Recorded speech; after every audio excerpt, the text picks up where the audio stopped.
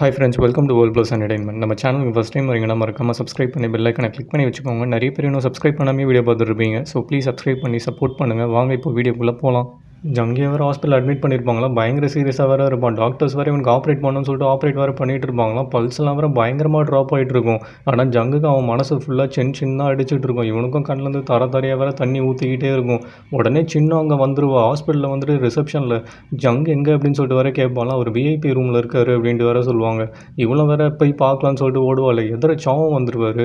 ஆமாம், நீ எதுக்கு இங்கே வந்த, உன்னையார் இங்கெல்லாம் வர சொன்னால் எந்த வெளியே போ அப்படின்ட்டு வேறு கற்றுவரேன். நான் எதுக்கு வெளில போனேன், நான் இங்கே தான் இருப்பேன். நீங்களாம் இங்கே இருக்கும்போது நான் இங்கே இருக்கக்கூடாது. தப்பு பண்ணிவிட்டு எந்த வித கில்ட்டும் இல்லாமல் இங்கே தைரியமாக நின்றுட்டு இருக்கீங்க. உள்ளே எந்த தப்பும் பண்ணாதவர் வலியும் வேதனையும் அனுபவிச்சுட்டு இருக்காரு. உங்களுக்கெல்லாம் சீரியஸாக நல்லசாவே வராது. நீங்கள் இத்தனை பேரையும் கொண்டுட்டு அது மேலே சந்தோஷமாக என்ன வாழணும்னு நினைக்கிறீங்க? இத்தனை வயசுக்கு அப்புறமும் மற்றவங்க நல்லா இருக்கக்கூடாதுன்னு நினைக்கிறீங்களே, நீங்களாம் ஒரு மனுஷனா அப்படின்னு சொல்லிட்டு பயங்கரமாக வேறு இவ்வளோ கேட்டு விட்ருவா. அவரும் எதுவும் பேச முடியாமல் கம்முன்னு வேறு நின்றுட்டு இருப்பார். இதுக்கு மேலே உங்களால் என்ன பண்ண முடியும்? என்ன மிரட்ட போகிறீங்களா, இல்லை ஏதாவது பண்ண போகிறீங்களா? என்ன பண்ண முடியுமோ பண்ணிக்கோங்க. இதுக்கு மேலே நான் பயந்தெல்லாம் ஓட போகிறதில்ல. நான் ஜங்கு கூட தான் இருப்பேன். அவர் கண்ணை முழிக்கிற வரைக்கும் நான் அவர் கூட தான் இருக்க போகிறேன். உங்களால் என்ன பண்ணிக்கணுமோ பண்ணிக்கோங்க அப்படின்னு சொல்லிட்டு அவளும் உள்ளே ஓடிடுவா. இவருமா பயங்கர ஷாக்கில் நின்றுட்டு இருப்பார். இப்போ என்ன இப்படிலாம் பேசுகிறா அப்படின்னு சொல்லிட்டு சின்ன உள்ளே போய் பார்ப்பாலாம். ஜங்கு வேறு மயக்கத்தில் இருப்பான். அவன் கண்டிஷனை பார்த்தோன்னே இவளுக்கு பயங்கரமாக அழ வந்துடும்.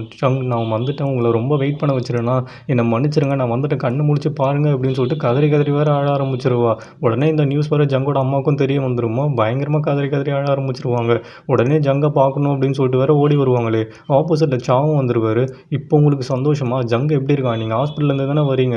ஆனால் ஜங்கு இப்படி இருக்கான்னா அதுக்கு காரணமே நீங்கள் தான். அவனுக்கு ஏதாவது ஆகட்டும், அவன் கண்ணு முடிக்காமல் போட்டோம், நான் செத்தாலும் உங்களை மன்னிக்க மாட்டேன். உங்கள் விருப்பத்துக்கே எல்லாமே இருக்கணும்னு சொல்லிட்டு என் வாழ்க்கையை தான் பாழாக்குனீங்க. என் பையன் என்ன பண்ண, உங்கள் சொந்த பேரன் தானே, அவன் வாழ்க்கையை ஏன் பாழாக்கிட்டீங்க? இப்போ பாருங்கள், அவன் உயிருக்கு போராடிட்டு இருக்கான். இப்போ உங்களுக்கு நிம்மதியா அப்படின்னு சொல்லிட்டு இவங்களும் வேறு ஹாஸ்பிட்டலுக்கு கிளம்பிடுவாங்க. சின்ன வேறு ஜங்கு இங்கே என்ன பண்ணுறீங்க, வாங்க நம்ம வீட்டுக்கு போகலாம் அப்படின்னு சொல்லிட்டு வேறு கதறி எழுதிட்டு இருப்பாச்சா. என்னால் தான் எல்லாமே நடந்துச்சு இல்லை, நான் மட்டும் உங்கள் லைஃப்பில் வரலன்னா இது எதுவுமே நடந்திருக்காது அப்படின்னு சொல்லிட்டு பயங்கரமாக வேறு ஃபீல் பண்ணிகிட்டு இருப்பாள். உடனே அவன் கையை வேறு பார்ப்பானா.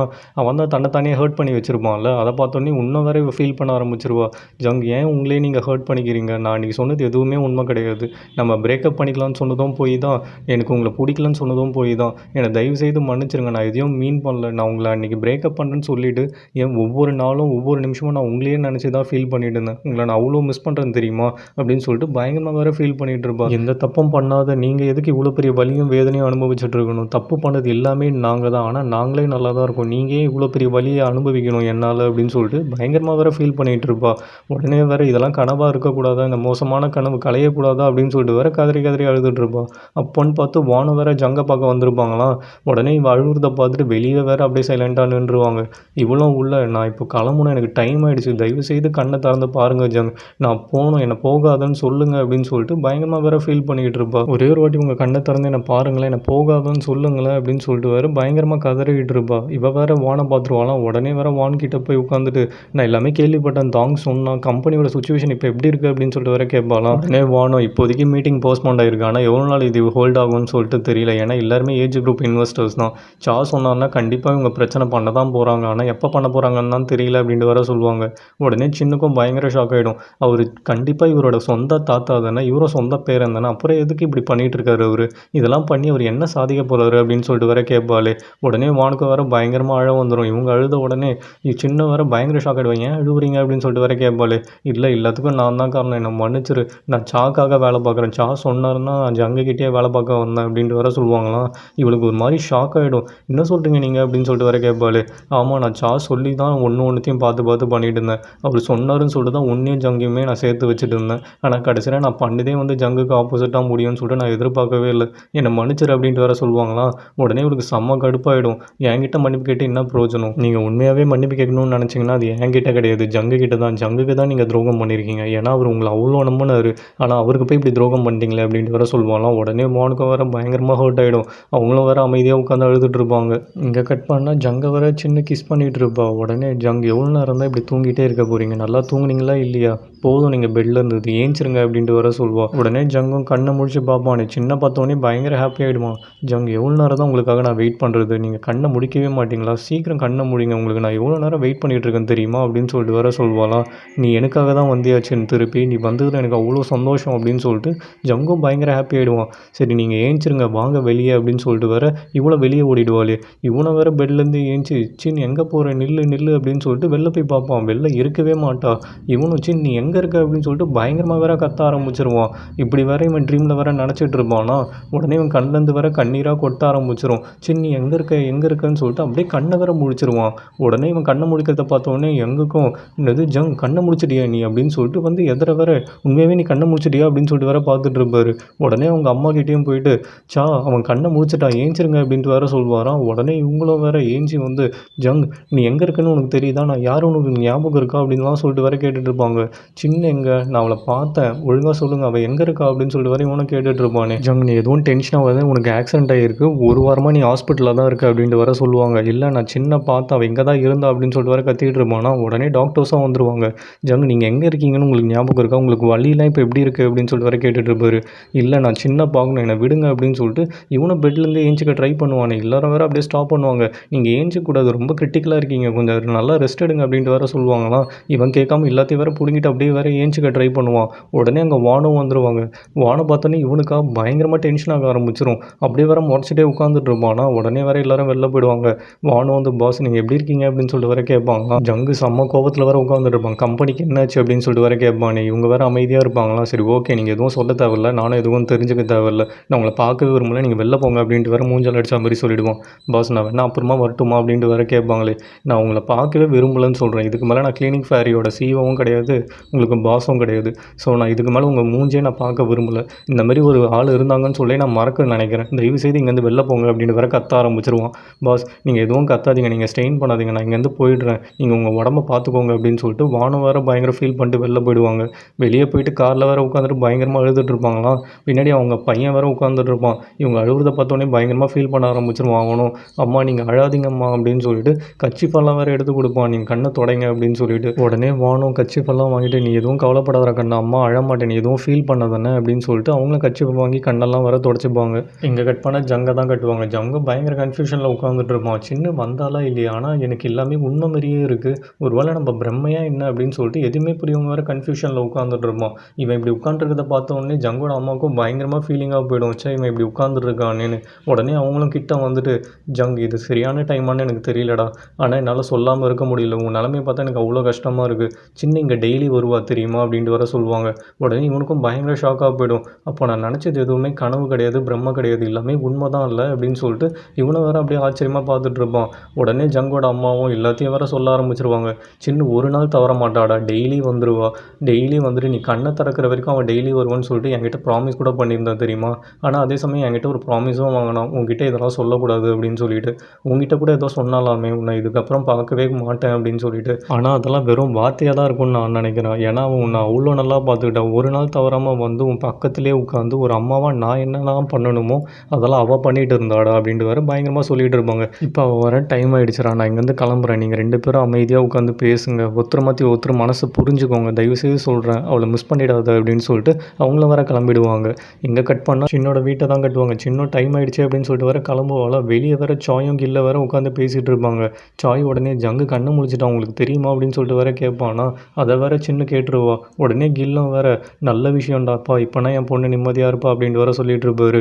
அப்போ உங்களுக்கு அவள் ஹாஸ்பிட்டல் போகிறது தெரியுமா அப்படின்னு சொல்லிட்டு வர சாய் கேட்பானே. அது எப்படியே தெரியாமல் இருக்கும், டெய்லி லேட்டாக வரா, பத்தத்துக்கு அழுது அவன் மூஞ்செல்லாம் வேற வீங்கி போயிருக்கு, ஸோ இதுலேயே நான் தெரிஞ்சுக்கிட்டேன் அப்படின்ட்டு வர சொல்லுவார். ஆனால் நான் எதுவுமே சொல்ல முடியாத ஒரு நிலமையில் இருக்கேன், சின்ன என்கிட்ட எதுவுமே சொல்ல மாட்டேன், அவள் என்ன ஃபீல் பண்ணுறான்னு கூட எனக்கு புரிய மாட்டுது அப்படின்ட்டு வேற ஃபீல் பண்ணி பேசிகிட்டு இருப்பார். இதெல்லாம் வேற சின்ன கேட்டுருவாங்களாம். சரி அப்பா இவ்வளோ ஃபீல் பண்ணுறாரே அப்படின்னு சொல்லிட்டு வேற இவ்வளோ ஃபீல் பண்ணி நின்றுட்டு இருப்பா.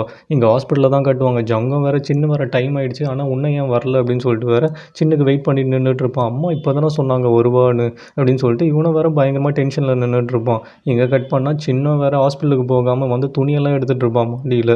உடனே சாயும் வந்துட்டு நீ இன்னும் ஹாஸ்பிட்டல் போகல, ஜங்க போய் பார்க்கலையா அப்படின்னு சொல்லிட்டு வேற கேட்பானே. அவன் கண்ணை முடிச்சிட்டான்னு உனக்கு தெரியுமா என்ன அப்படின்னு சொல்லிட்டு வேற கேட்பானா. ஓ அப்படியா, நல்ல விஷயம் அப்படின்ட்டு வேற சொல்வா. அப்போது நாங்கள் பேசுகிறதெல்லாம் நீ கேட்டுட்டியா அப்படின்னு சொல்லிட்டு வேற கேட்பானா. உடனே சின்ன அவர் கண்ணை முடிச்சாரு, அதுவே எனக்கு சந்தோஷம், இதுக்கு மேலே நான் ஹாஸ்பிட்டல் போகிறது இல்லை, என் அப்பா என்ன ஃபீல் பண்ணுவார்னு கொஞ்சம் கூட யோசிக்காமல் நான் சுயநலமாக ஹாஸ்பிட்டலுக்கு போயிட்டு இருந்தேன், இதுக்கு மேலே நான் நான் போகிறதில்ல அப்படின்ட்டு வேற சொல்லுவாள். இங்கே கட் பண்ண ஹாஸ்பிட்டலில் தான் காட்டுவாங்க. ஜங்கம் வேற டிஸ்சார்ஜ் ஆகி போயிட்டுருப்பான். ஜங்கோட அம்மாவும் வந்து எங்கே இவன் அப்படின்னு சொல்லிட்டு வேற தேடிட்டு இருப்பாங்க. இங்கே கட் பண்ணால் சாவை தான் காட்டுவாங்க. சாவும் ஒரு பிரிட்ஜ் மேலே நின்று ஃபீல் பண்ணிகிட்டு இருப்பார். அவர் செக்ரட்டரியும் வந்துட்டு, பாஸ் எதுக்கு இங்கே நின்றுட்டு இருக்கீங்க, செம்ம குளிருது, நீங்கள் வாங்க உள்ளே போகலாம் அப்படின்னு சொல்லிட்டு வேற கூப்பிட்டுட்டு இருப்பாரு. அவரும் வேற அங்கேயே நின்று ஃபீல் பண்ணிகிட்டு இருப்பாராம். இவரை பார்க்கறதுக்கு வேற ஜங்கு வந்துடுவான். உடனே சாவும் இவனை பார்த்தோன்னே பயங்கரமாக ஷாக் ஆகிடுவார். நீ இவ்வளோ தூரம் என்னை பார்க்க வந்திருக்கேன்னா உனக்கு உடம்பு சரியாயிடுச்சு போலியே அப்படின்னு சொல்லிட்டு வேற கேட்பாரான். நான் இங்கே வந்ததுக்கு ஒரே ஒரு ரீசன் தான், நீங்கள் சின்னோட ஃபேமிலி அதுக்கப்புறம் டிஸ்டர்ப் பண்ணக்கூடாதுன்னு சொல்லிட்டு போகிறதுக்கு தான் வந்தேன், டிஸ்டர்ப் பண்ணாதீங்க அப்படின்ட்டு வர சொல்லுவானா. உடனே சாவும், அடப்பாவி நீ கம்பெனியை பற்றி கேட்க வருவேன்னு பார்த்தா சின்ன பற்றி கேட்க வந்தியா, உன்னோட ட்ரீமை விட அவள் தான் ரொம்ப முக்கியமா அப்படின்னு சொல்லிட்டு வர கேட்பாரு. நான் உங்கள் பேரன் தானே, எனக்காக இதை நீங்கள் பண்ணக்கூடாதா அப்படின்னு சொல்லிட்டு வர கேட்பானா.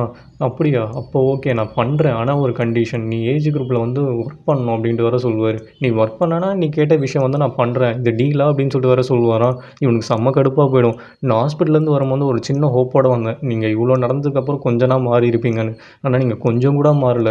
என்கிட்டயே டீலெல்லாம் பேசுகிறீங்க பார்த்தீங்களா, நீங்கள் இன்னும் திருந்தாத ஒரு தாத்தா தான். நீங்கள் ஒரு மனுஷனாக இருந்தால் 6 வருஷத்துக்கு முன்னாடி ஒரு இன்சிடென்ட் நடந்தது, அப்பயே போய் மன்னிப்பு கேட்டிருக்கணும். ஆனால் நீங்கள் மன்னிப்பு கேட்கல. ஆனால் நான் என்ன தெரியுமா பண்ணேன், 6 வருஷத்துக்கு முன்னாடியே நம்ம சைட்டுக்கு போயிட்டு அந்த ஆக்சிடென்ட் அந்த இடத்துல போய் எல்லா மக்களுக்கும் நான் மன்னிப்பு கேட்டேன். அப்படி நான் பண்ணானா என் தாத்தாவோட பேர் கொஞ்சம் நாள் காப்பாற்றப்படுமே, அவரோட பாவம்லாம் போகுமேன்னு சொல்லிட்டு தான் நான் இதை பண்ணேன்.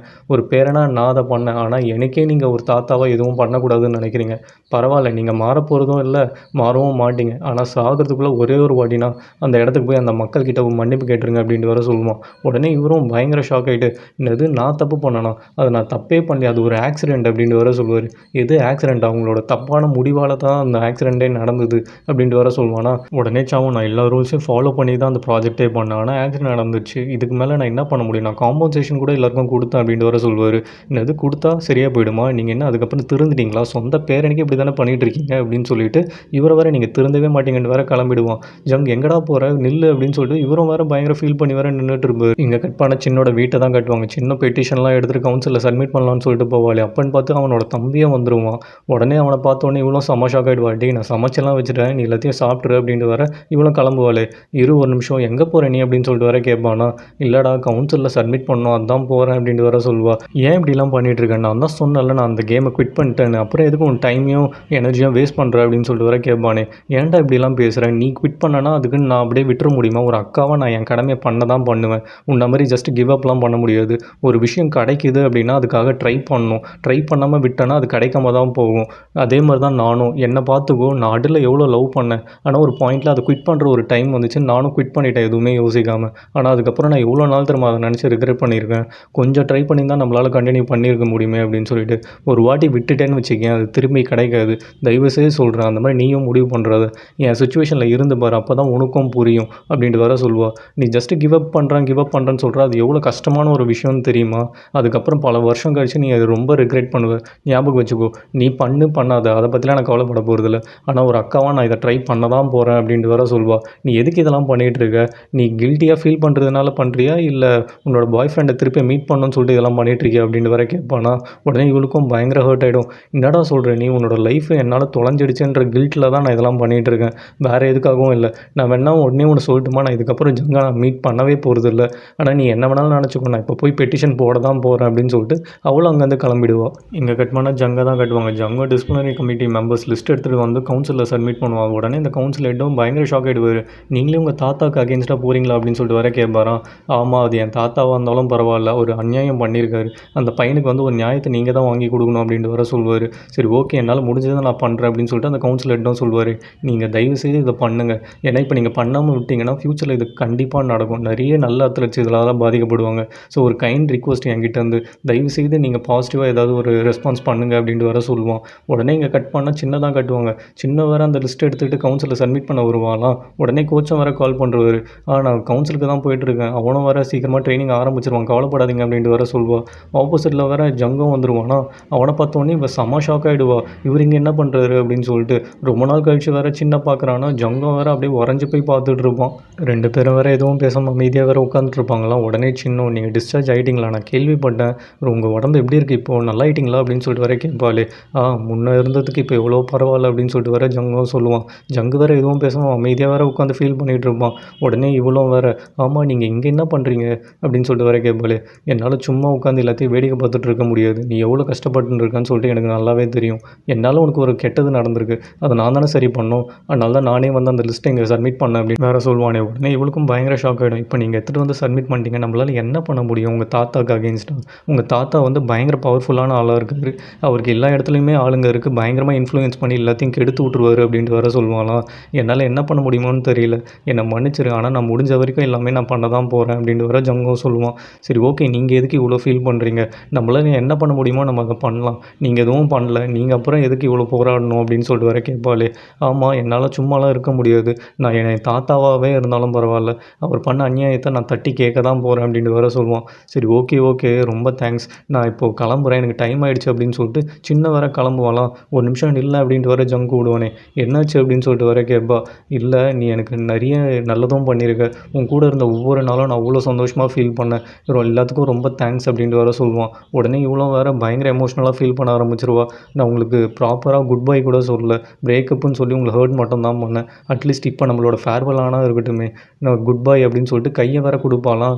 இவன் வேற அப்படியே பார்த்துட்டே இருப்பான். இவனால அத ஏத்துக்கவே முடியாது. இவனும் கைய குடுக்காம அப்படியே கைய வேற பெசஞ்சுட்டே நின்னுட்டு இருப்பான். அத வேற இவ பார்த்துருவாளாம்.